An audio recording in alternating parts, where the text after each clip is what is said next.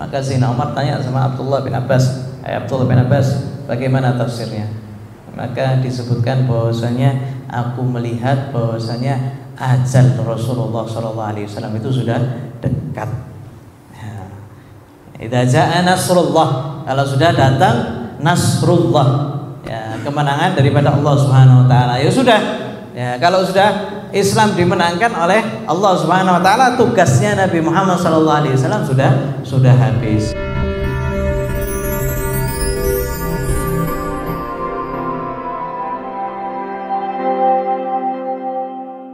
Alhamdulillah, kita lanjutkan kembali daripada pembacaan kitab Muhammad al-Insanul Kamil karya Abu Yazid Muhammad bin Alwi al-Maliki.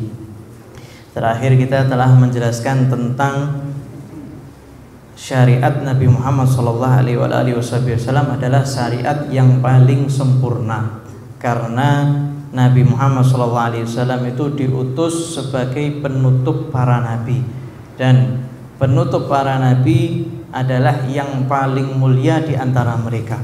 Ya, yang paling mulia di antara para nabi adalah Nabi Muhammad SAW, sehingga syariatnya adalah syariat yang paling terbaik, karena syariatnya kekal sampai hari kiamat. Ya.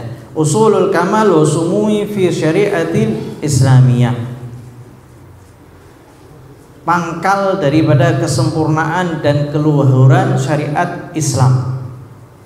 Wa nadhiru fi fiqh islami wa usuli wa qawaidi la budda an yusallima munsifan bi rihabati ufuqi syariah wa tamami iqtidariha wa salahiyatiha ala tanzimi hayatin nas wa taqallubiha wa takaffuliha bi mu'alajati syu'unihim, wa annaha lam tajurru ahkamuha ala tariqatin wahidatin min at-tafsili wal bayan, bal alajat ba'dul masail ala istiqlali wa admajat katsiran min al-masail tahta qawaid kulliyah, wa turikat lil mustanbitina min ulil ilmi tadbiqu hadhihi al-qawaid al-kulliyah ala al-masail juz'iyah ma wujida wa ma yajid. Ya.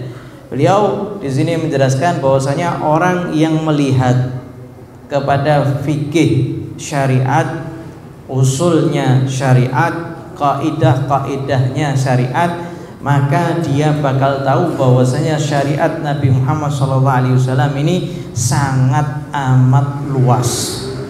Ya, bisa dilihat daripada fikihnya, bisa dilihat daripada usul fikihnya, bisa dilihat daripada kaidah-kaidahnya. Ya, ketika seorang melihat, maka diketahui dengan pasti bahwasanya syariat Nabi Muhammad SAW adalah syariat yang sangat sempurna dan sangat luas. Aturannya sangat sempurna dan dia mampu untuk memperbaiki daripada kondisi masyarakat. Ya. Dan juga syariat ini mampu untuk memperbaiki kesalahan-kesalahan mereka, memperbaiki daripada masalah-masalah mereka. Ya, itu dilihat daripada syariat Nabi Muhammad SAW. Sehingga apapun masalah kita, semuanya sudah diterangkan oleh Nabi Muhammad SAW.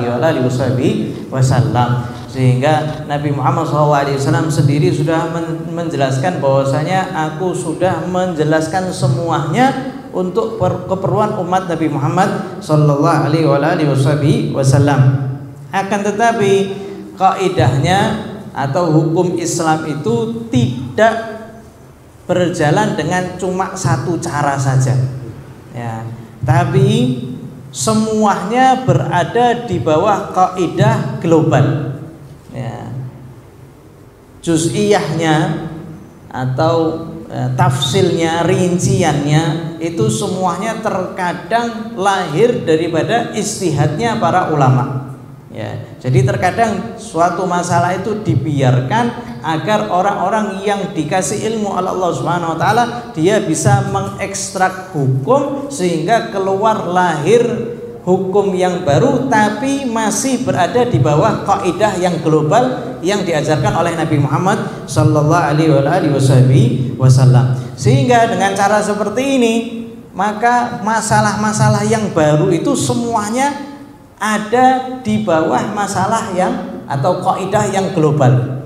Ya, jadi nanti ada ojek online, hukumnya bagaimana? Nah, itu semuanya dari penerapan kaidah Islam secara global. Ya, nanti kemudian para ulama itu ekstrak hukumnya daripada Al-Quran. Ya, ini sekarang ada COD, ada transaksi jual beli online, ya, kemudian ada perhotelan, kemudian ada jasa, ya, itu semuanya ada di dalam syariat. Tapi terkadang kalau rinciannya itu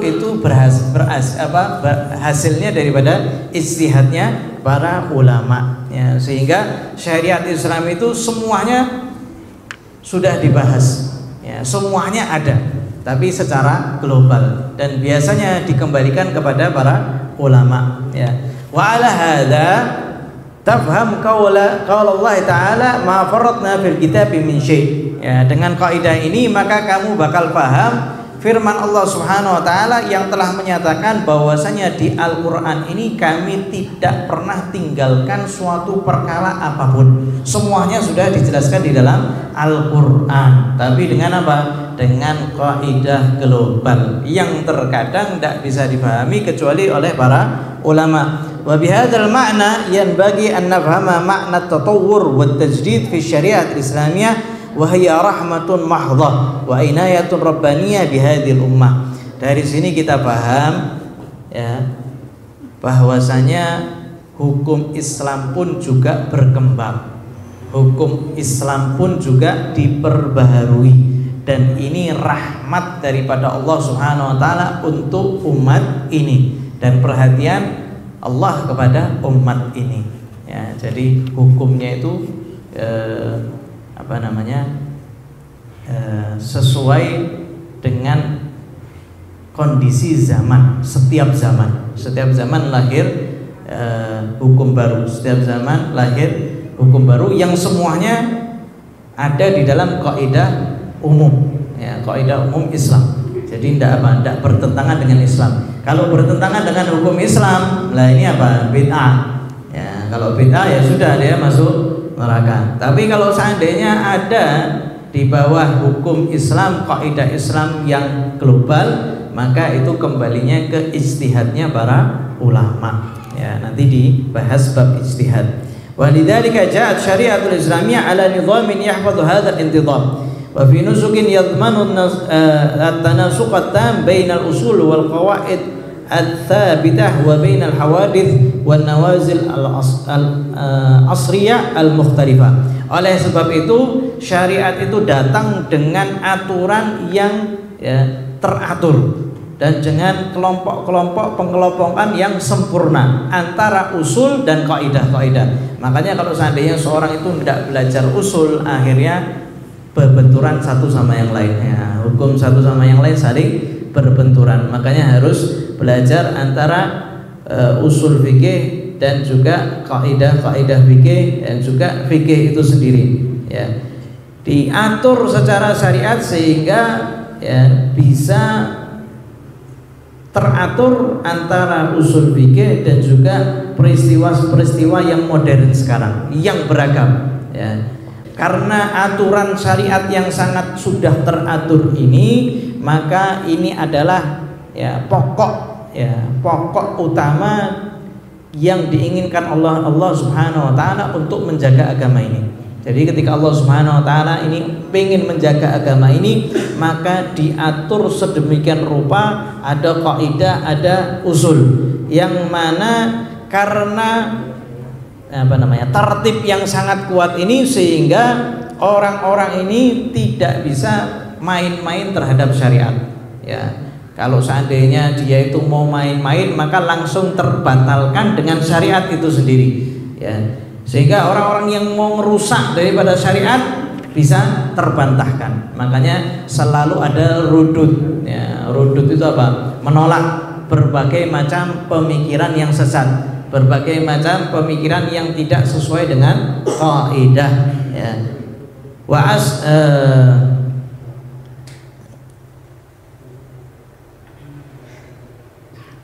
wa tahrifil ghalin, dan juga ya, di dalam penerapan Islam itu terbagi menjadi dua ya. Ada satu kelompok yang sangat berlebihan ya, terlalu berlebihan.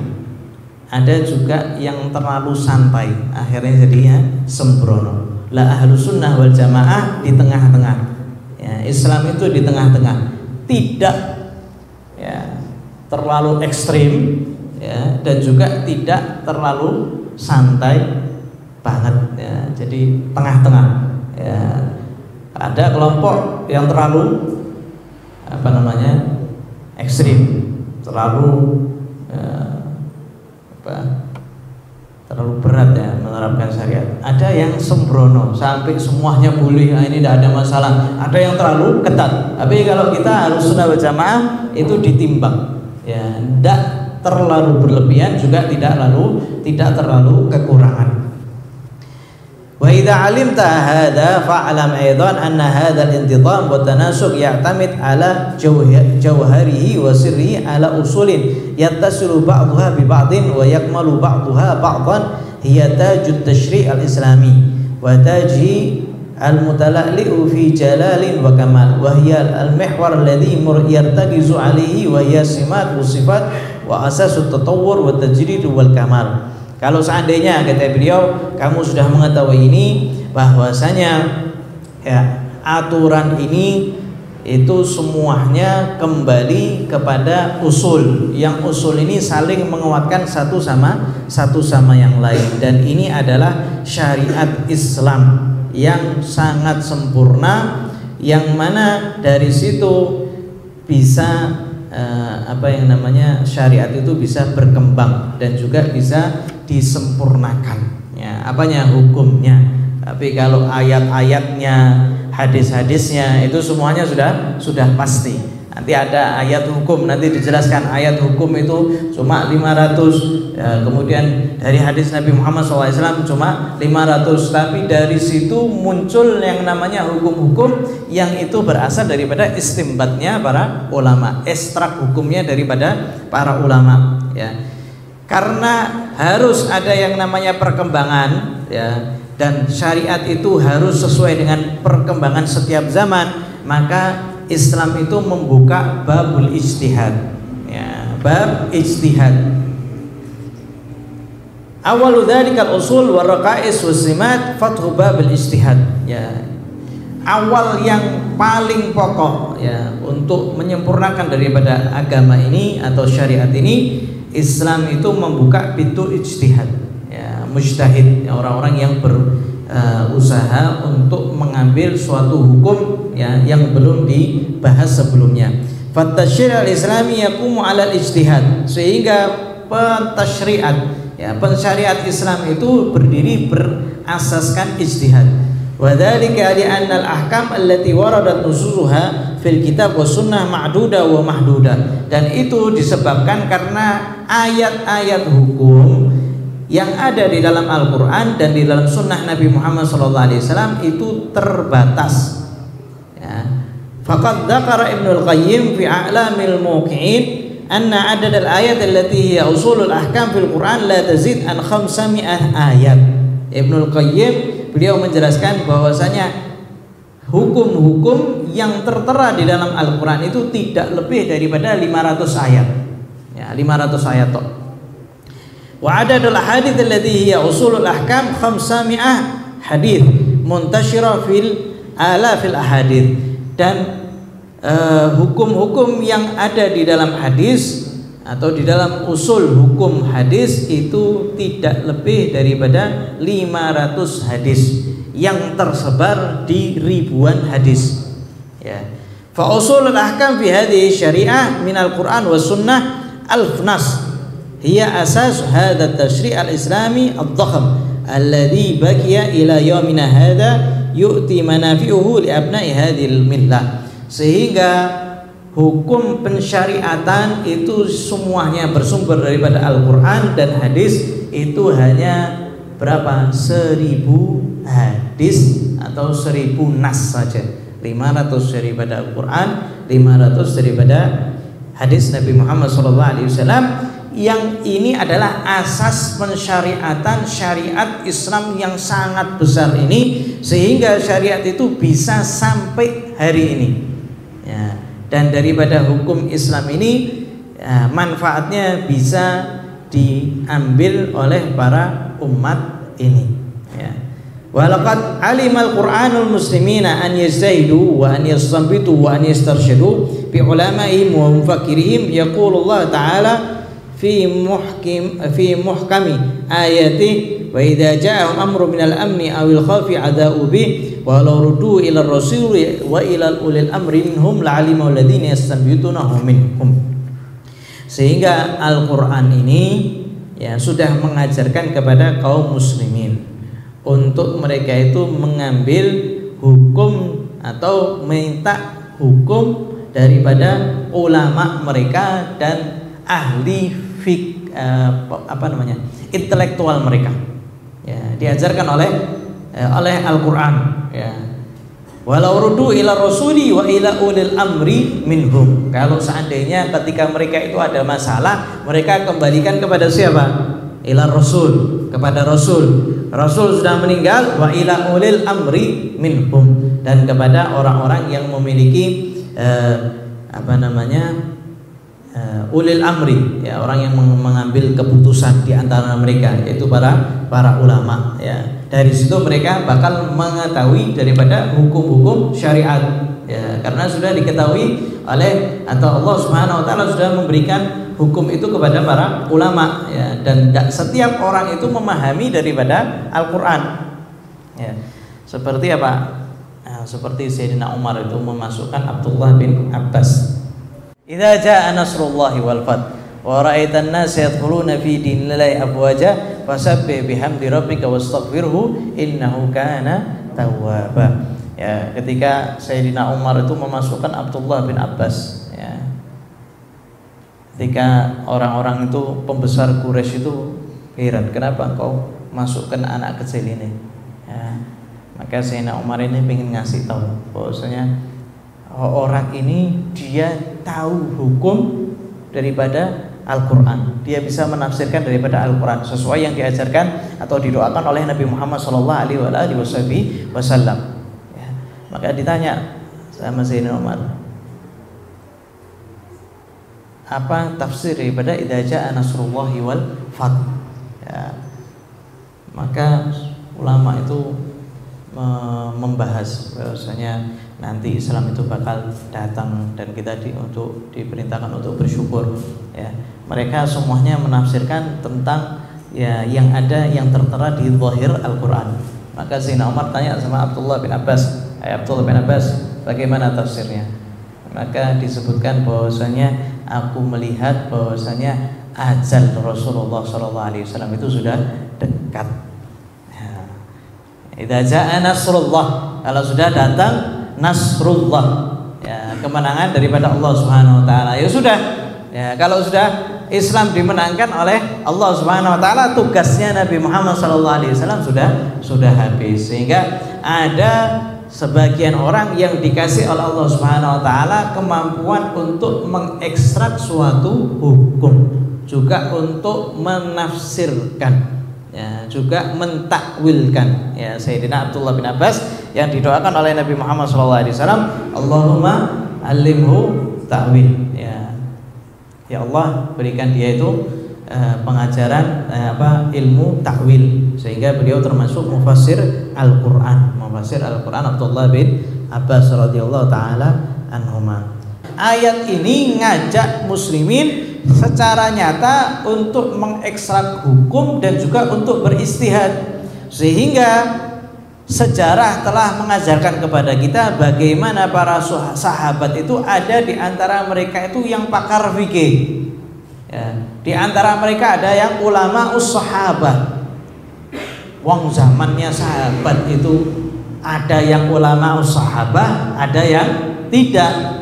Yang tidak tahu ini kembalinya kepada para faqih, para fuqaha, para alim ya. Seperti Sayyidina Abdullah bin Abbas, Abdullah bin Mas'ud, Abdullah bin Umar, Siti Aisyah radhiyallahu taala anha, itu semuanya ulama para sahabat yang semuanya itu kembali kepada mereka. Tidak ada di antara mereka yang kemudian semuanya kembali kepada Al-Quran dan hadis. Tidak ada zaman dulu. Ya, mereka datangnya kepada ulama sahabat. Makanya ada istilahnya ulama sahabat. Zaman sekarang kita disuruh kembali kepada Al-Quran lewat terjemahan lagi. Ya, tafsirnya tidak tahu.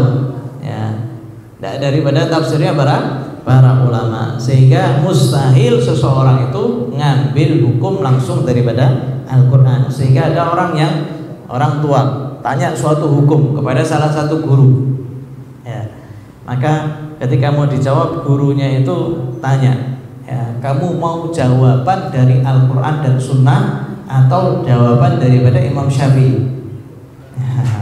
Maka orang tuanya itu dengan cerdas beliau mengatakan, saya kepingin jawaban daripada Imam Syafi'i karena Imam Syafi'i lebih paham Quran dan hadis daripada kamu. Ya, saya tahu pasti Imam Syafi'i ini yang ngambilnya juga daripada Al-Quran dan Sunnah, yang pemahamannya lebih paham daripada engkau ulama zaman sekarang. Ya, maka bukan berarti ketika ini jawaban daripada Imam Syafi'i berarti Imam Syafi'i sama Al-Quran dan hadis beda. Tidak.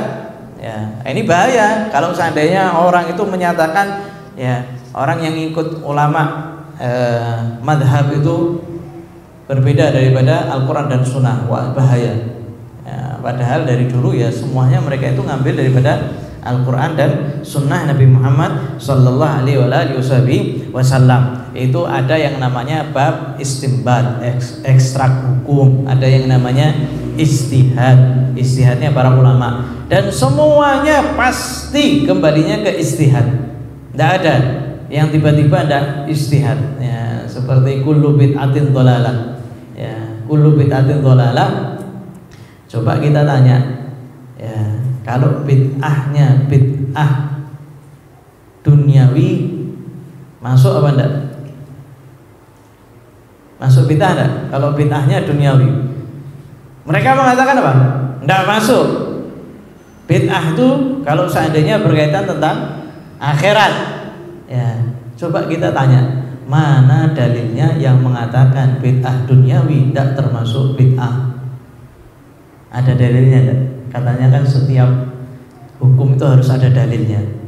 Coba kita tanya, kamu itu membedakan bid'ah menjadi dua, bid'ah ukhrawi sama bid'ah duniawi, mana dalilnya? Kata Syed Muhammad Maliki, ya sama-sama tidak punya dalil. Kalau ulama itu membagi menjadi 5 hukum, ada sunnah, ada haram, ada wajib, ada mubah, ya tadi masuk ke 5 hukum. Dari mana? Daripada istihad. Dan mereka membagi bid'ah jadi ukhrawi sama duniawi, juga tidak ada dalilnya. Coba tunjukkan dalil daripada Al-Quran dan Sunnah yang mengatakan bid'ah itu cuma duniawi saja. Ya.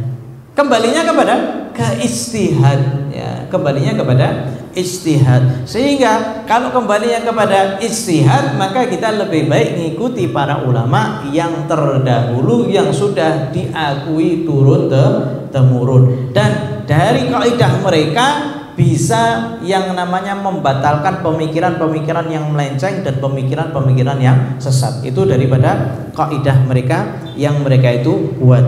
Wa haddatsana tarikhu aidan anir Rasulillah sallallahu alaihi wasallam wa kaifa kana yudarrib ashabahu ala al-qadaya wal ahkam wa yushajji'uhum ala hurriyat at-tafkir wa hurriyat al-ijtihad wa yamla'u qulubahum thiqatan wa tuma'ninatan indal khawfi min al-khata' ma'al ijtihad. Falil mujtahid musib ajrani walil mukhti ajrun.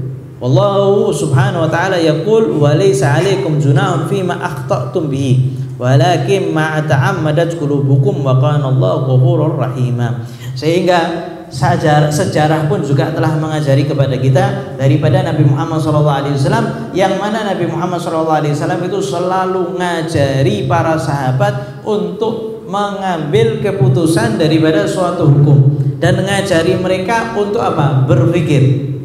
Ya, ngajari mereka berpikir dan membiarkan mereka untuk berijtihad, membiarkan mereka untuk berijtihad. Dan Nabi Muhammad itu menenangkan mereka jangan sampai takut salah. Ya, di antara mereka itu ada yang salah, di antara mereka ada yang benar. Akan tapi kemudian syariat itu menyatakan bahwasanya kalau mujtahid itu dia istihadnya benar, maka dia mendapatkan 2 pahala. Tapi kalau seandainya istihad itu salah, maka apa? Dapat satu pahala. Ya, jadi sama-sama mendapatkan pahala. Bagi siapa? Mujtahid, orang yang bisa berijtihad. Yang bisa berijtihad itu ya para imam. Kita ini tidak sampai levelnya ijtihad, kita ini muqallid ya. Kita cuma ngikuti daripada para imam. Dan zaman sekarang tidak ada mujtahid. Ya, Imam Nawawi aja mujtahidul madhab. Ya, dia berijtihad di madhab Syafi'i. Kaidahnya ikut Imam Syafi'i, bukan ijtihad sendiri. Ya, apalagi yang setelahnya. Ya, ada mujtahid yang membedakan nanti tarjih. Ya, ini ngikut yang mana Ibnu Hajar atau Imam Ramli, ya, dan lain sebagainya itu diterangkan di dalam syariat Nabi Muhammad SAW. Dan Allah Subhanahu wa taala telah menyatakan dengan jelas walaisa 'alaikum junah fi ma akhta'tum bihi, dan kalian itu tidak akan berdosa kalau kalian itu salah. Ya, ini di dalam bab ijtihad. Ya, wa 'ala hadhihi sama' al-musharraf al-musyrikah wal ijtihad al-karim al-wasi' qamat hayatul muslimin منذ فجرهم الأول فكان الصحابة رضوان الله تعالى عليهم يجتهدون ويشجعهم الرسول على هذا الاجتهاد ويباركوه وتشاربت نفوسهم الحرة مبادئ الإسلام فكانوا يختلفون في فهمهم للقضايا وفي فهمهم للحديث ولكنه اختلاف الأحرار لا يعرفون لجاجة ولا خصومة ولا يتنابزون بالألقاب ولا يترشقون بالتهم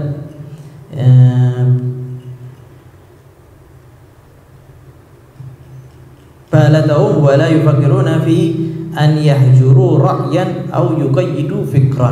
Ya, dengan pintu ijtihad yang dibuka oleh Nabi Muhammad SAW, sehingga dari dulu para sahabat itu mereka hidup dengan berijtihad. Dan Nabi Muhammad SAW mendorong mereka untuk berijtihad, sehingga mereka itu mengetahui dasar-dasar Islam, ya, dengan hasil ijtihad. Dan pemahaman mereka tentang suatu hukum itu berbeda-beda. Ya, memahami hadis Nabi Muhammad SAW itu berbeda-beda. Tapi di antara mereka itu tidak menjadikan perbedaan itu menjadi sebuah permusuhan. Karena kalau seandainya berkatanya itu pembahasannya itu berkaitan tentang ilmu, maka itu yang dibahas ilmiah. Tidak ada kemudian marah, tidak ada kemudian ngamuk, tidak ada kemudian jadikan itu permusuhan, beda pendapat, permusuhan. Di antara para sahabat itu kan banyak perbedaan. Sayyidina Abdullah bin Abbas mengatakan bahwasanya kita nanti bisa berjumpa dengan Allah Subhanahu wa taala. Siti Aisyah mengatakan enggak, kita tidak bisa melihat Allah Subhanahu wa taala. Itu banyak khilaf di antara para sahabat. Akan tapi Nabi Muhammad sallallahu alaihi wasallam membiarkan mereka, dan terkadang Nabi Muhammad sallallahu alaihi wasallam itu diam. Ya. Kemudian nanti diberi contoh oleh Sayyid Muhammad bin Ali al-Maliki tentang bagaimana para sahabat itu mereka berbeda pemahaman, dan banyak di dalam hadis Nabi Muhammad SAW atau riwayat Nabi Muhammad SAW tentang para sahabat yang mereka itu berbeda pandangan, ya, sehingga nanti muncul ijtihadnya Sayyidina Abu Bakar As-Siddiq radhiyallahu ta'ala anhu, muncul nanti ijtihadnya Sayyidina Umar, muncul ijtihadnya Sayyidina Utsman. Sayyidina Utsman yang pertama kali menjadikan adzan Jumat itu 2. Ya, pitah menda. Padahal itu ijtihadnya para ulama, dan Nabi Muhammad SAW beliau mengatakan alaikum bisunnati wa sunnatul khulafa'ir rasyidin al-mahdiyyin min ba'di. Hendaknya kalian itu mengikuti sunnahku dan sunnahnya. Ya, Nabi itu namanya apa? Sunnahnya.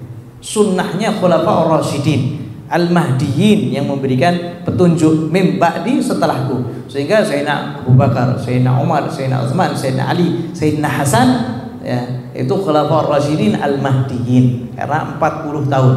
Ya, 40 tahun sepeninggal Nabi Muhammad SAW itu zamannya khulafa'ur rasyidin, dan mereka itu ya beristihad tentang satu hukum yang baru seperti pengumpulan Al-Qur'an. Tidak ada di zaman Nabi Muhammad SAW ngasih titik di dalam Al-Quran, ngasih harokat di dalam Al-Quran, itu semuanya istihad. Ya, zaman sekarang bukan cuma titik lagi, warna-warni Qurannya untuk ngatui suatu hukum. Bagaimana hukumnya? Halal, wala haram, wala bid'ah. Ya, itu ukhrawi apa duniawi? Ya, kalau misalkan ada perubahan satu hukum di dalam Al-Quran, ukhrawi apa duniawi? Ayo, berarti Qurannya bid'ah. Ini Quran ukhrawi. Tapi ada garisnya, ada gambarnya, ada asbabun nuzulnya, macam-macam. Ya, subhanallah. Tapi itu semuanya apa? Semuanya itu ya babul ijtihad, itu pembaruan di suatu hukum. Kalau seandainya ada di bawah hukum atau di bawah usul hukum secara global, maka itu semuanya tidak ada masalah. Makanya hukum syariat itu luas. Di antara para sahabat tidak ada yang mau memastikan untuk satu hukum, tidak ada. Ya, bahkan Imam Malik pun tidak ridho ya, tidak ridho untuk madhabnya itu dijadikan satu madhab untuk semuanya, tidak dibiarkan. Ya, karena hukumnya atau daerahnya itu berbeda-beda.